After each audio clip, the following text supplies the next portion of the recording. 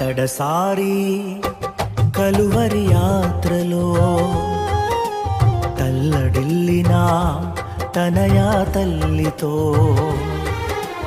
అమ్మా ఇదిగో నీ కుమారుడే అని ప్రాణాలే పోతున్నా ఆదరించవే. తల్లినే నిర్మించిన మనసుకు ఉండదై ప్రేమ, తల్లి లాంటి ఆదరణే తుడిచినది నా కన్నీళ్ళే.